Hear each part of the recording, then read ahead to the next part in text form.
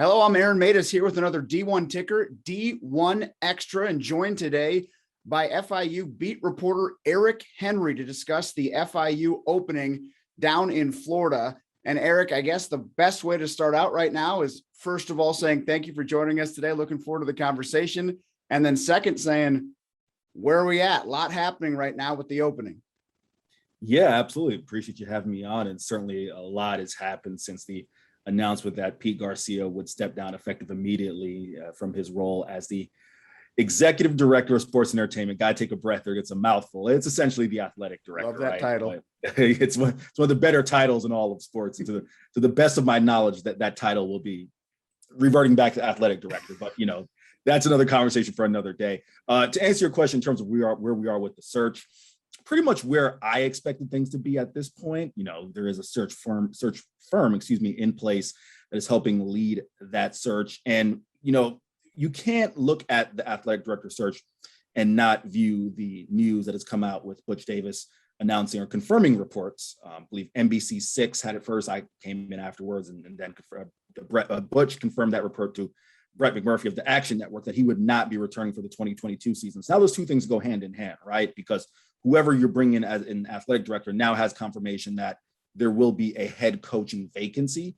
And, we can probably get into some of this a little bit later, but some of the ideal targets that I think have mutual interest in both FIU and them in FIU and FIU and them, I don't think there's necessarily a huge rush. And this isn't in no way sliding those candidates, but I don't think you're at risk of having those guys being poached if you take, a few extra weeks after the season is done to make that a decision. So I think things are right along where I kind of expect them to be. And I, if you held a proverbial gun to my head and asked me a timeline, I would think somewhere between 2 to 4 weeks after the conclusion of the season, on the 27th, I believe, at Southern Miss, we should have an announcement.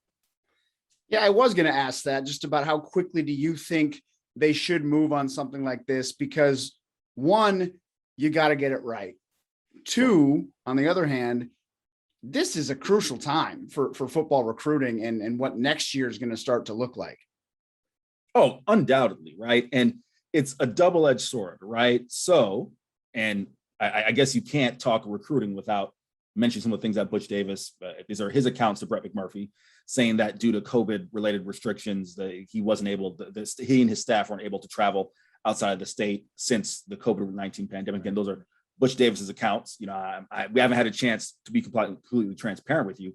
We have not had a chance to ask Coach Davis about those statements since he made them to Brett. So, that will happen in the next few days. But in terms of recruiting, I say it's a double-edged sword.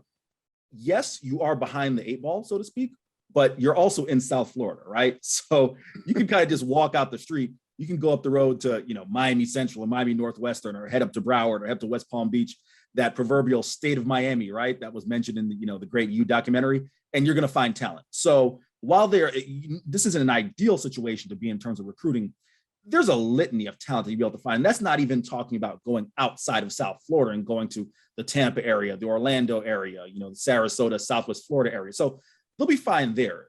I think the big thing, and that's why I mentioned some of the names in terms of hiring a coach, I think it's important that you have to have someone with South Florida ties, right? And I know it's been talked about, maybe from a broader perspective, that it doesn't matter if you have someone with the South Florida ties because the school is based here. And while that is true, relationships matter here in South Florida. If you can have a prior existing relationship with those schools, Miami Northwestern, Miami Central, Booker T. Washington, et cetera, you go up to Broward and have those existing relationships, that goes a long way as opposed to having to establish who you are and what you're about and then getting the contacts with the recruit. So in my mind, the names that I expect to kind of be in play here, they already have those existing relationships. So that's my long-winded way of saying they're behind the 8 ball, but I think they'll be able to make up things quickly once they make that hire as the head coach.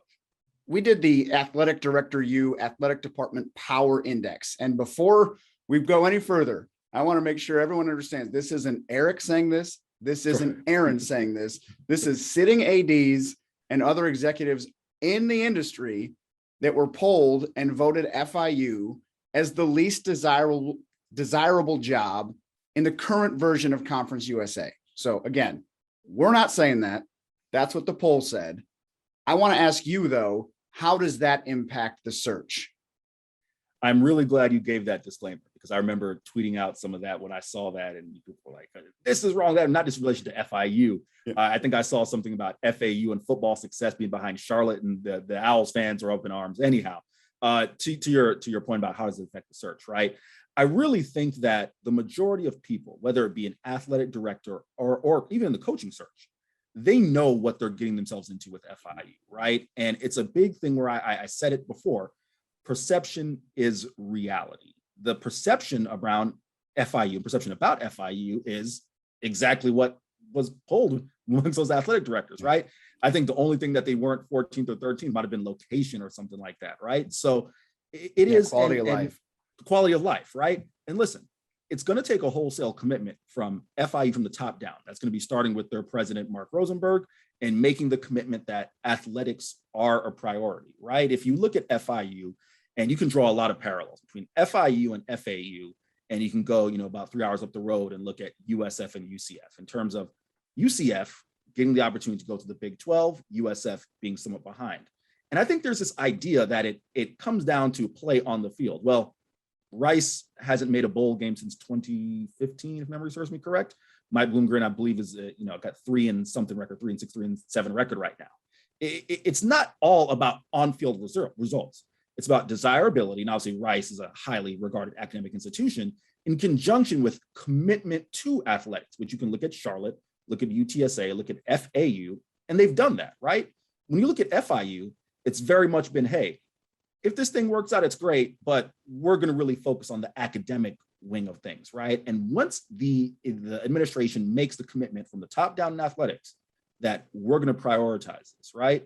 I had, someone who was well regarded or I'll rephrase that. I had someone who's well placed amongst FIU athletics tell me that they weren't necessarily, and this is, I shouldn't mean they're not the decision maker, but the school as a whole, they didn't see themselves going into debt in order to do things such as create new facilities, upgrade certain things. And that's fine. And I can understand that. I respect that. I can't tell them how to spend their money.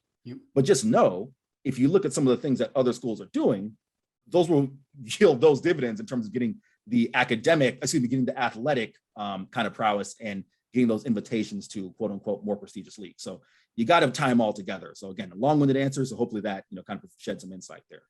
Yeah, I think it's important to note that things can change very quickly in the world of college athletics, and jobs can be perceived very differently from one year to the next if certain decisions are made. So speaking of decisions, Turnkey ZRG has the search. What if Eric Henry had the search? What do you think this job needs? This job absolutely needs, and I think there's this idea that it needs quote unquote young, right? I feel like that's the thing when it comes to coaching at AD, you want someone young. It doesn't necessarily have to be an age thing. It has to be someone who views this in specificity and talking about the AD role, is going to get out there and make relationships, want to build the bridge, right? Because there's no doubt that FIU fans, and as a result, FIU alumni and donors, they weren't thrilled, to put it lightly, with Pete Garcia. Yeah. That bridge was burned. It's going to take an AD who's going to be willing to go out there and build those relationships, build those bridges back, make those relationships, and get out there. And it's, Aaron, I look at, Brian White at FEU, almost called Danny White, Brian White at FAU, or I look at Elisa Campos at UTSA, or I look at a Mike Hill at Charlotte. They are presences, they have a presence on social media. They have a presence within that athletic fan base, right? They're identifiable. For better or worse, Pete Garcia was not, he was only identifiable in the fact that people weren't pleased with his tenure. So it's going to take someone who's going to be willing to be out there and, again, rebuild those bridges, rebuild those relationships, and kind of be a face for FIU athletics. You can't, in my mind, especially in South Florida, you have to give people a reason to come to your stadium, to come to your arena, right? There are a million things you can do in South Florida besides watch athletics. So you have to go out there and be a presence and be visible and say, hey, there's a reason I mentioned that FIU has all these alumni. They're there. You just got to reach them. Yeah, and I remember talking to you previously, and you said Pete Garcia barely did any media availability, right. So he just was not a very visible person when it came to FIU athletics. So it will be very interesting to see how things change, and we will be following along as you continue to cover the search for a new athletic director down in Miami. Thanks for joining us today. Not a problem, Aaron.